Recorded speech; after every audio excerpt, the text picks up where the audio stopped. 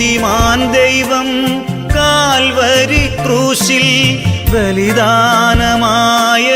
രഹസ്യമെന്തേ? മൃതിയെ തകർത്ത് മൂന്നാം ദിനത്തിൽ ഉയിർത്തെഴുന്നേറ്റതിൻ രഹസ്യമെന്തേ? അറിയില്ല നാഥ, ഒന്നെനിക്കറിയാം, സ്നേഹം സ്നേഹം സ്നേഹമെന്ന്.